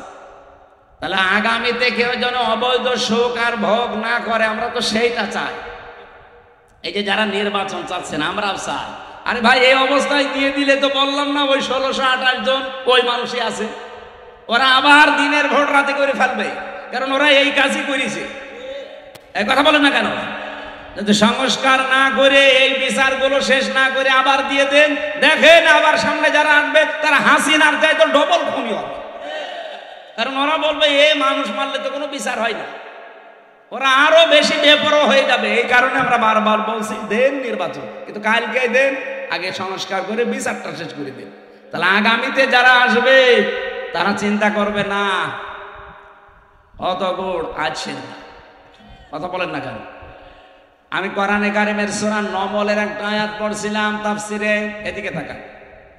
ফাতিলকা বুয়ুতুহুম খাবিয়াতান বিমা যালামু, এটা সূরা নমলের ভেতরে আছে 19 নাম্বার পারা 20 নাম্বার পৃষ্ঠা 7 নাম্বার লাইনের 52 নাম্বার আয়াতের প্রথম অংশে আছে।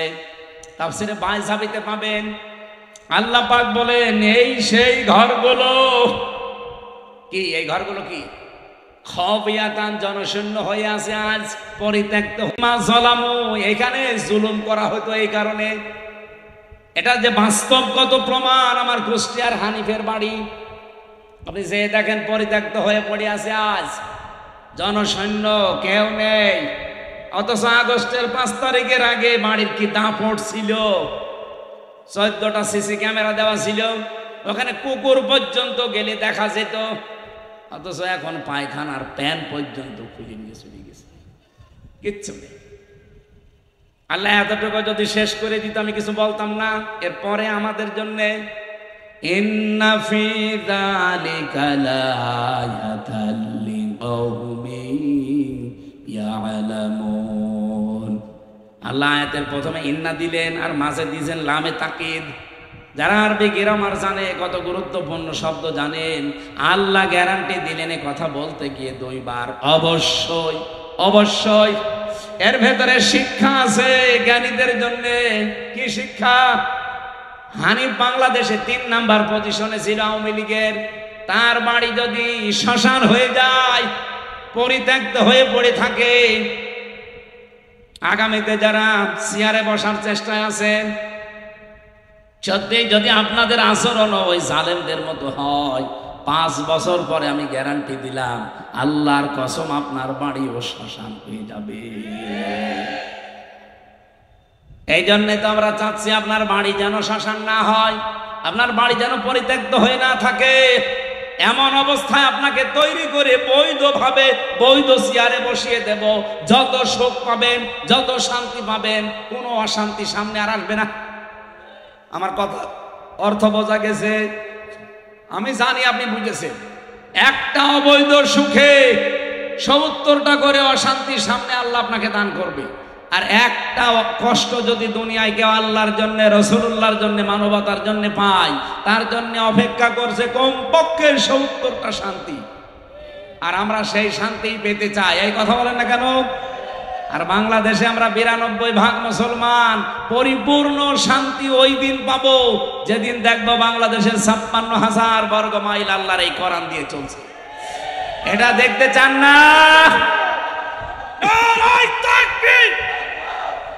আল কোরআনের আলো, বিশ্বের মুসলিম, নারায়ে তাকবীর!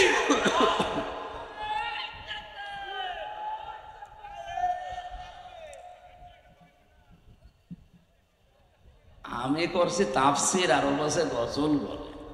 কোন ধরনের মানুষ গো? ওকে শুনছে নাকি অন্য জগতে আছে? কি বলছে আপনি বুঝতেছেন ভাই? আমি যে আয়াত পড়েছিলাম না, সূরা আলে ইমরানের 139 নাম্বার আয়াত, আল্লাহ বলেন কোনো ভয় নেই, হীনমন্য হবা না, ভেঙে পড়বা না, দুর্বল হবা না, চিন্তাও নেই। তোমরাই বিজয়ী হবে। তোমরাই, বলেন বলেন। আল্লাহ রাব্বুল আলামিন শব্দ সেট করেছেন, কি করে দেখেছেন? তোমরাই বিজয়ী হবে। কিন্তু সমস্যা হয়ে গেছে পরের শব্দটাই, ইন কুনতুম মুমিনিন, যদি মুমিন হতে পারো। আরে ভাই, কোরআনের কোন শব্দ যদি আপনি বোঝার জন্য চেষ্টা করেন, নবীজি বলেন 500 রাকাত নফল নামাজের সওয়াব হবে। আর আমি যদি এখন মাছের কাহিনী শুরু করি, সারা রাত আমার মুখস্থ আছে, আমি বলতে পারবো। মাছের কাহিনী, সাপের কাহিনী, ওই আব্দুল খালেক শরীয়তপুরের মতো সাপের কাহিনী বললাম, আপনি শুনলেন, কান্নাকাটি করে চলে গেলেন, কিচ্ছু হবে না। একটা শব্দ একটু বোঝার চেষ্টা করেন। তথ্য আমি আজকে বের করার চেষ্টায় আছি। যদি আমরা মুমিন হতে পারি, আমাদের হীনমন্য হওয়া, ভয় পাওয়া, আমাদের দুর্বল হওয়ার কোনো আশঙ্কা আছে? কোনো কারণ আছে? কি হওয়া লাগবে? মুমিন। বলেন বলেন, মুমিনটা কি? আজকের তেলাওয়াতকৃত আয়াত এই সংক্রান্ত আমি পড়েছি সূরা বাকারা 208 নম্বর আয়াতের প্রথম অংশটা। আমার মনে হয় আয়াতটা 3 ভাগ করলে আমি 1 ভাগ মাত্র পড়লাম। পরিচিত আয়াত, যদিও এখানে কিছু তথ্য আপনি পাবেন। আজকে রব্বুল আলামিন আমাদেরকে ডাক দিয়েছেন, ইয়া আইয়ুহাল্লাযীনা আমানু, ওহে যারা ইমানের দাবি করো, যে আমরা যদি ইমানদার হতে পারি, মুমিন হতে পারি, তাহলে তাদেরকে আল্লাহ এই সুসংবাদগুলো দিচ্ছেন যে বিজয় হবই। সেই ইমানদারকে ডাক দিয়ে আল্লাহ বলেন, উদখুলু, তোমরা প্রবেশ করো, ফিস সিলমি কাফা। এখানে শব্দটা যদি জবর দিয়ে, জের দিয়ে, আপনি খালি জবর দিয়ে পড়লে হবে সালমন মানে শান্তি, আর জের দিয়ে পড়লে সিলমন মানে ইসলাম। আল্লাহ এখানে শান্তিতে প্রবেশ করা, ইসলামে প্রবেশ করা, দুইটাই বোঝাতে চেয়েছেন। কারণ ইসলাম মানে কি? বলেন বলেন। যদিও ইসলাম মানে বাংলায় শান্তি না, ইসলাম মানে আত্মসমর্পণ করা। কেউ যদি সত্যি আত্মসমর্পণ করে, কার কাছে করবেন? এই যে ফিস সিলমি কাফা, পরিপূর্ণভাবে ইসলামের কাছে, ইসলামের ভেতরে। আমরা সেই বহুদিন থেকে আয়াত শুনি যে তোমরা সবাই ইসলামে পরিপূর্ণ প্রবেশ করো। ও সাতক্ষীরাবাসী কিছু বুঝেছেন এখান থেকে আজ পর্যন্ত যে ইসলামে পরিপূর্ণ প্রবেশ করা মানে কি? কি ইসলামে যে পরিপূর্ণ আল্লাহ প্রবেশ করতে বললেন, এটা কি একটা ঘরের মতো যে আমি প্রবেশ করে দরজা লাগিয়ে দিলাম হয়ে গেল? না। ইসলামে যদি কেউ পরিপূর্ণভাবে প্রবেশ করতে চায়, তার পুরা জীবনে 5টা জিনিস থাকা লাগবে। আপনার জীবনে যদি এখন দেখেন যে এই 5টা জিনিস আছে, আপনি বুঝবেন যে আপনি ইসলামে পরিপূর্ণ দাখিল হয়েছেন, প্রবেশ করেছেন। আর ইসলামে পরিপূর্ণ প্রবেশ করলে তার পুরস্কার ওই যে ওইগুলো দেখলেন, বিজয় আল্লাহ আপনাকে দেবে।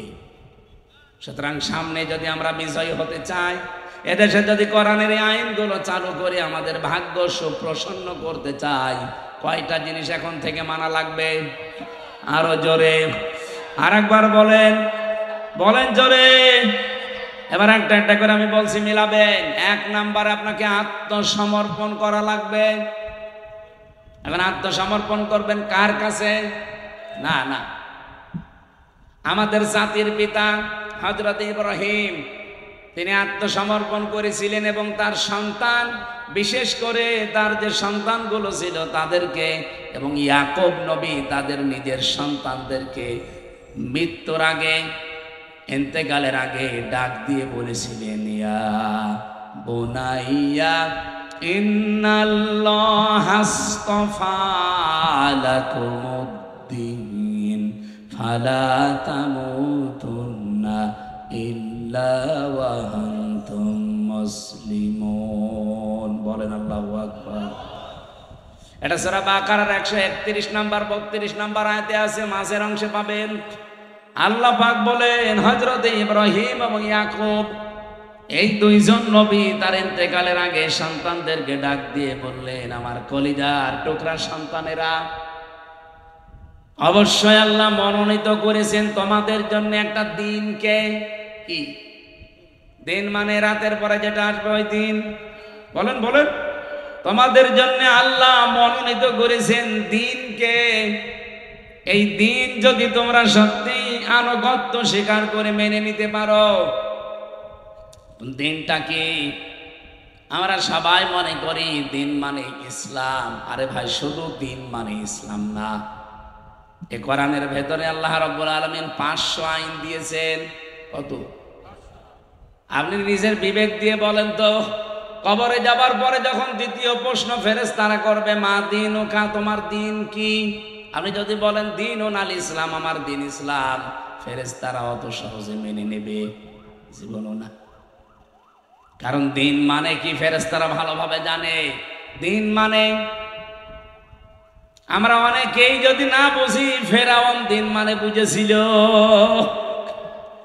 ফেরাউন বলেছিল, অকতুল মূসা, দারুনি আকতুল মূসা ওয়ালিয়াদু রাব্বা ইন্নী আখাফু আইয়ুবাদদিলা দীনাকুম আও আইয়ুযহিরা ফিল আরদিল ফাসাদ।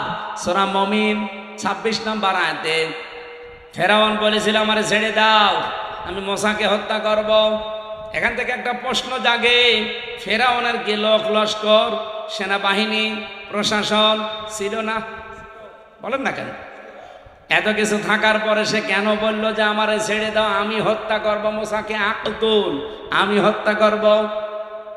আমি তাফসিরের ভেতরে পড়েছি ফেরাউন ছিল স্বৈরাচার। কি? আরো জোরে বলেন, বলেন বলেন। পৃথিবীতে যারা শুধু ফেরাউন না, যারাই স্বৈরাচার হবে তারা কয়েকটা কাজ নিজের হাতে করে করতে চায়। তাদের বিরোধী যাকেই পায় সে নিজে হত্যা করতে চায়।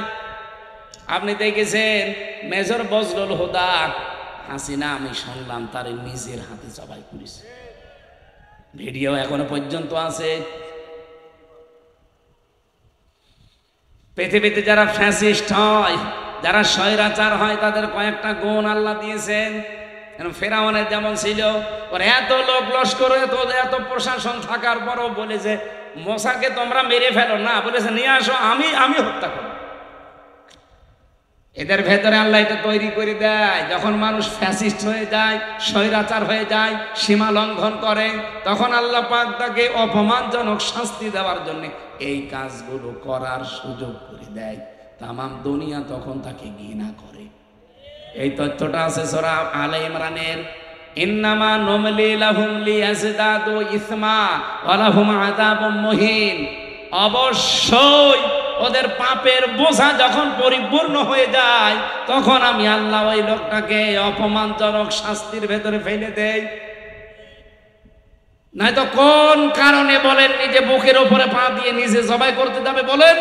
আর লোক ছিল না দেশে? প্রশাসন তার নিজের, বিচার ব্যবস্থা তার নিজের, সব গোয়েন্দা তার নিজের, দলীয় তার নিজের। ও বলতে পারতো না যে ওরে তোমরা মেরে ফেলো? ও নিজে জবাই করেছে। এটা ফেরাউনের স্বভাব, স্বৈরাচার যারা তাদের স্বভাব। এটা তো আমি বানাচ্ছি না, আমি বানালে আলেমরা ছেড়ে দিত আমারে। 2 নম্বরেও বলেছিল আমি কেন মূসাকে হত্যা করব জানো? কারণ আমি আশঙ্কা করছি আমার দেশে যে আইন কানুন চলে, এই আইন কানুন মূসা পাল্টিয়ে ফেলবে। এই বাংলাদেশে যারা আল্লাহর আইন প্রতিষ্ঠা করতে চায়, মানুষের তৈরি করা আইন বাদ দিয়ে, জালেমদের টার্গেট শুধুই তারা। এই জন্য দেশে আল্লাহর আইন যারা কায়েম করতে চাইতো তাদের 11 জনকে ফাঁসি দিয়েছে। এই কথা বলেন না কেন? 5 জনকে তো সরাসরি, আর 6 জন আল্লামা দেলাওয়ার হোসেন সাইদি সারা জীবন বলতো আমরা আল্লাহর আইন চাই, তাকেও মৃত্যুর দিকে ঠেলে দিল। দেখেন অন্য যারা আছে তাদের কিন্তু জালেমরা টার্গেট করে না। কত মানুষ এই তাহেরির মতো কত ডাক দিচ্ছে, তাহেরিও নাকি ফিলিস্তিনের পক্ষে ডাক দিয়েছে। ওর মতো শয়তান যদি ফিলিস্তিনের পক্ষে ডাক দেয়, তো শয়তান তো বসে বসে আসবে যে ও আমার চাইতে বড় শয়তান, এত শিরিক বাংলাদেশে কেউ করে না। কথা বলুন। কেল্লা বাবা, ফতে বাবা, শাহ আলী বাবা, দয়াল বাবা, আর ওই শয়তান নাকি সাতক্ষীরা জেলায় আসে। এত বড় শয়তান এই জেলায় ঢোকে কি করে? সোচ্চার হবেন যারা প্রকাশ্য শিরিক করেছে, যে মানুষগুলো প্রকাশ্য ইসলামী আন্দোলনের বিরুদ্ধে অবস্থান নিয়ে হাসিনার পক্ষে একেবারে সরাসরি ভোট চেয়েছে। আপনি দেখেন ওবায়দুল মুক্তাদির ব্রাহ্মণবাড়িয়ায় শয়তানের পক্ষে তাহেরি ভোট চাচ্ছে। এত বড় ভিডিও ফুটেজ থাকার পরে সে জেলায় ঢুকবে মানে ও তো বাংলাদেশে থাকা ঠিক না, ও তো কাওয়া কাকুর মতো পালানো দরকার ছিল। এই কথা বলে না কেন? আর ফিলিস্তিনের পক্ষে এখন ডাক দিচ্ছে না, এগুলো সব ষড়যন্ত্র। দেখবেন আওয়ামী লীগের লোকজন দিয়ে যা টাকা পয়সা কামিয়েছে, এগুলো তাদের কাছ থেকে নিয়ে একটা বিশৃঙ্খলা তৈরি করার চেষ্টা করবে। গোপন খবর তো আমরা জানি, নাই তো 12 এপ্রিল সারা বাংলাদেশের সব দলমত এক হয়ে গেল, ওই শয়তানরা আসে না। কথা বলুন। জামাত, বিএনপি, জাতীয় পার্টি কি সব এক হয়ে গিয়েছিল না? বাংলাদেশে শুধু মনে হয় কয়েকটা যারা মানুষ নামে কলঙ্ক, তারা বাদ দিয়ে সব এসেছিল। আর ওই শয়তানরা বলছে না আমরা ওদের সাথে নেই, আমরা আলাদা। বিশ্ব ওই দিন একটা চমক দেখলো, আর ওরা বলছে আমরা আলাদা। এই এখন একটা বিশৃঙ্খলা তৈরি করার জন্য ওদের তো টাকা পয়সার অভাব নেই, মারিং কাটিং করা টাকা, ওইগুলো এখন হালাল করবে। সেদিন সিলেটে 12 জনকে ওরা 3 কোটি টাকা দিয়েছিল, 3 কোটি, বলেছিল দেশে একটা বিশৃঙ্খলা তৈরি করো, জামাত ইসলামের বিরুদ্ধে ফতোয়া দাও। ধরেছে প্রশাসন, পিটিয়েছে। একজন বলছে আমারে পিটাবেন না, আমি সব বলে দিচ্ছি। কি 3 কোটি টাকা আমাদেরকে দিয়েছে আওয়ামী লীগরা, বলেছে জামাতের বিরুদ্ধে কথা বলবা। আমরা তো টাকা হালাল করার জন্য ফতোয়া দিচ্ছিলাম। এই চলছে সামনে। আমার মনে হয় এরাও দুর্বিসন্ধি আছে, এরাও কিছু খেয়েছে বা পেয়েছে। নাই 12 তারিখে গেলেন না হঠাৎ, এখন আপনাদের সাগাম দিচ্ছে মানে এই কথা বলেন না কেন? এর ভেতরে কোনো দুর্বিসন্ধি নেই? যারা আল্লাহর জমিনে আল্লাহর দিন কায়েম হোক এটা চায় না, বাতিলরা তাদের টার্গেট করে না, কারণ জানে যে এরা আমাদের যে কোনো কায়দায় বন্ধু। কিন্তু যারা চেয়েছিল, দেখেন ফেরাউন বলেছিল আইয়ো বাদ দিলা দীনাকুম, আমার মনে হচ্ছে মুসা আমার রাষ্ট্রের ব্যবস্থা সব পাল্টিয়ে দেবে। এখানে দিন মানে রাষ্ট্রীয় বিধান। তাহলে আপনি আত্মসমর্পণ করতে চাইলে রাষ্ট্রীয় বিধান যেটা আছে, এখন যেটা আছে, এর সামনে আত্মসমর্পণ করলে ঈমান আমল থাকবে। এই জায়গায় আল্লাহর এই দিন নিয়ে যাওয়া লাগবে। ইব্রাহিম নবী, ইয়াকুব নবী তাদের সন্তানদেরকে এটা বলেছিলেন। আমরা কি নবীদের সন্তান না? বলেন না কেন? আমাদের জাতির পিতার নাম কি? বঙ্গবন্ধু। কে? আরো জোরে বলেন।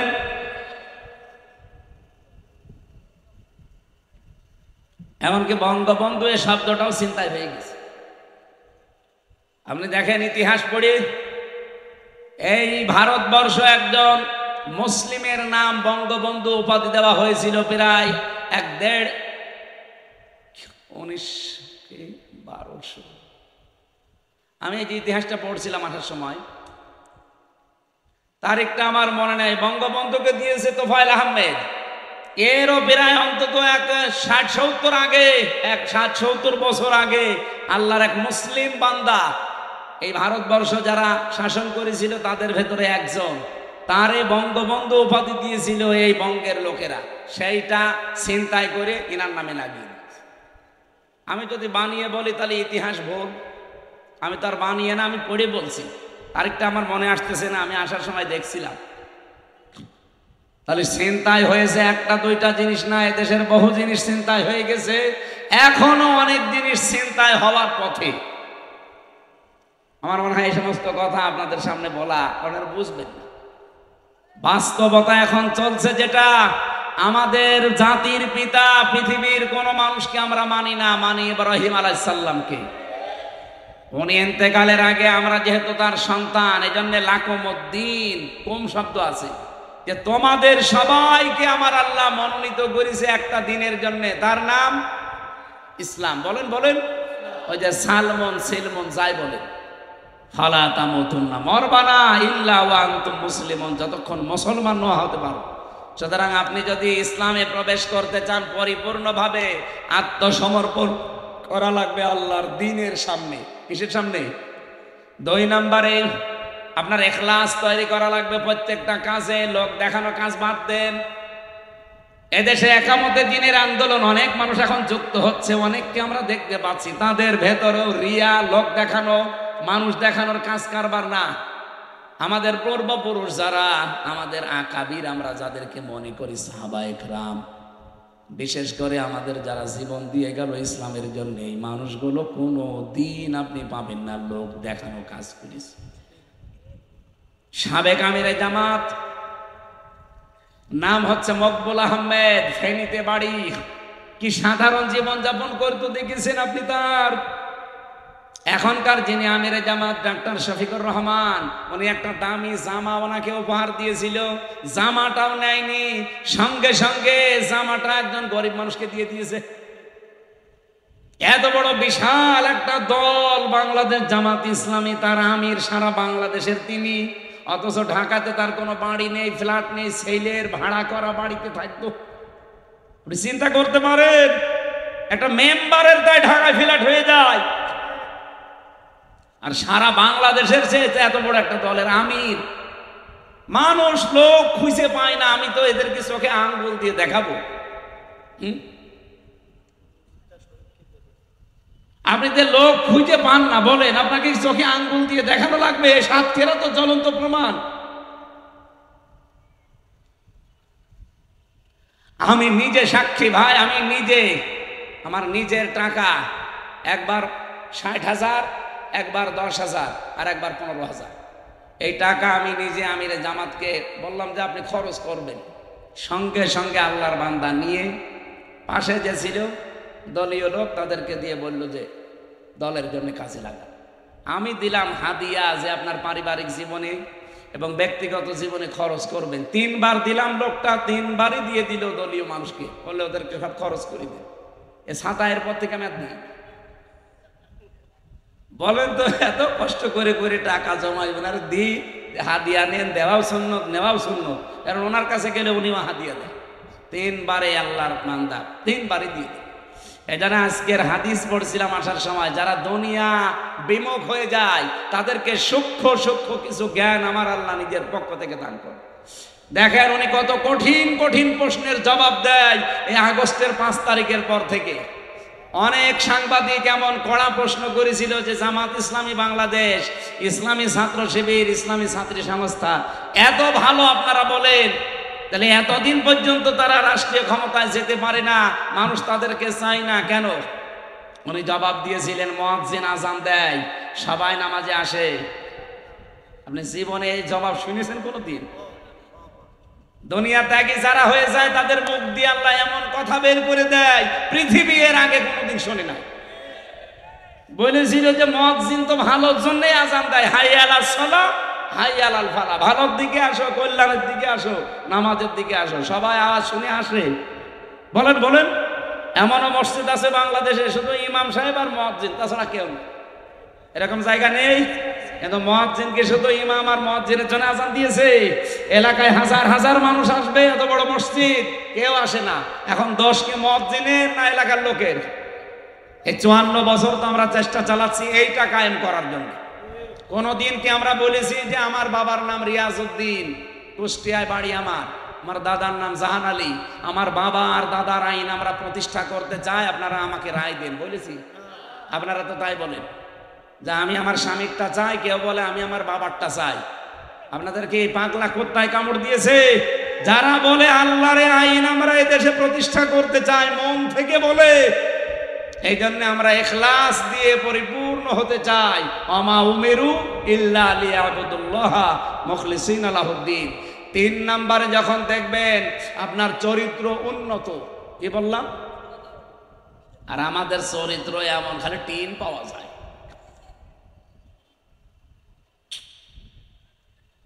কত মানুষের বাড়ির নিচে, খাটের নিচে তেল পাওয়া যায়, ফ্রিজের ভেতরে টাকা পাওয়া যায়, বালিশের ভেতরে টাকা পাওয়া যায়। কথা বলছে না, ওকে চরিত্র আছে।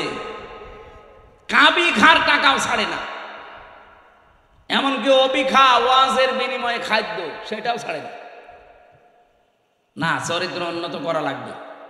এখানে প্রায় 99টা পয়েন্ট লিখেছিলাম আমি, যে উন্নত চরিত্র কেমন ভাবে গঠন করা লাগে। আল্লাহ রাব্বুল আলামিন সূরা হাদীদের 25 নম্বর আয়াতের ব্যাখ্যায় আছে। আমার অনেক রাত হয়ে গেছে, এত রাত কিন্তু কথা বলা ঠিক না। সামনে তাহাজ্জুদের নামাজ, ফজরের নামাজ, এবার কর্মজীবন আছে আপনাদের। আমি আর পয়েন্টটা শেষ করব, বাকিগুলো। 4 নম্বরে আপনার আকীদা বিশুদ্ধ হওয়া লাগবে। এইটা সাতক্ষীরা জেলায় আছে, কিন্তু অন্যান্য জেলায় আমরা পাই না। বহু জেলায় যে দেখি আল্লাহ যেটা পারে ওইটা অন্য কেউ পারে, এই বিশ্বাস তারা করে। এই যে মেয়েরা যারা এসেছেন আজ, অনেক মহিলাদের সন্তানাদি না হলে, অসুখ বিসুখ যদি সারতে না চায়, একটু বেশি বেশি হয়, তখন সব বাদ দেয়, আল্লাহর উপরও ভরসা ছেড়ে দেয়। যত ভরসা সব বাবার উপরে, পীরের উপরে, আর এই নলতার উপরে। এই কথা বলছে না কেন? আল্লাহর ওলি শুয়ে আছে, ওখানে যায়। আরে ভাই, যে কবরে আছে সে তো অসহায়, আপনি তার কাছে গিয়ে কি পাবেন? আপনার যদি কিছু পাওয়ার থাকে তাহলে আপনার জীবনের নেক কাজের ওসিলা দিয়ে আল্লাহকে বলে। কথা বলে না কেন? সেদিন বগুড়াতে একজন এসেছিল একটা আপেল নিয়ে, আমার বছর হুজুর আপেলটা পড়ে দেন।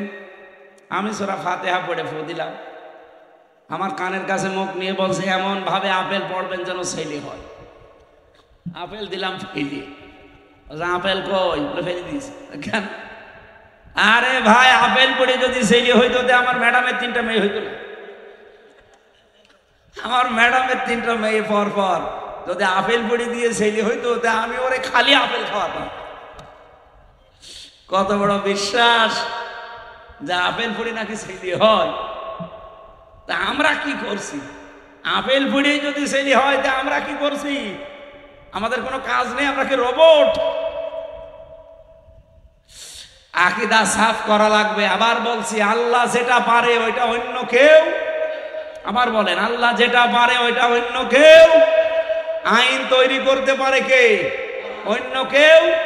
যদি অন্য কেউ পারে বিশ্বাস আপনি করেন, আপনি শিরিক করলেন। আর শিরিক করলে সে কি? মুশরিক। বলেন বলেন। মুশরিকের জন্য জান্নাত হারাম, জাহান্নাম ওয়াজিব। মেয়েরা যারা এসেছেন আকীদা সাফ করে রাখবেন। আপনার 10 বছর বিয়ের পরে ছেলে হয়নি, আপনি পাগল হয়ে গেছেন। একটা রোগ হয়ে 2-3 বছরে ভালো হয় না, পাগল হয়ে যান। হযরত আইয়ুব আলাইহিস সালাম 18 বছর পর্যন্ত রোগে ভুগেছেন, কোনোদিন কোনো বাবার কাছে চেয়েছেন? আমাদের জাতির পিতা ইব্রাহিম 86 বছর পর্যন্ত সন্তান হয়নি, কোনোদিন কোনো মাজারে যায়নি। বলেন বলেন। আমি এই যে সৃষ্টি জগতের সূচনা নিয়ে কিভাবে আল্লাহ তৈরি করেছিলেন মানুষকে, বিশ্বনবীকে, নূরের তৈরি, মাটির তৈরি, যে কথাগুলো মানুষ বলে, আমি এরকম সংক্রান্ত কিছু কথা নিয়ে কোরআন হাদিস থেকে মেয়েদের এই যে পারিবারিক জীবনে যে অশান্তি, এই অশান্তির দূর করার জন্য দাম্পত্য জীবনের কলহ এবং তার সমাধান, এরকম কয়েকটা বই জেলখানায় আমি লিখেছিলাম, পরে এসে পাবলিশ করেছি। এটা এসেছে, এটা এই সাদা গাড়িতে আছে মনে হয়। এই সাদা গাড়ি আমার। এখানে আপনারা যাওয়ার সময় শিক্ষিত মানুষরা নিয়ে যাবেন ওই সৃষ্টি জগৎ নিয়ে ওই বইটা, অনেক তথ্য দেওয়া আছে। আর মেয়েদের জন্য একটা আছে, ওইটাও নিয়ে যান, কাজে লাগবে। কবরস্থানের জন্য কালেকশন করেছে এর আগে।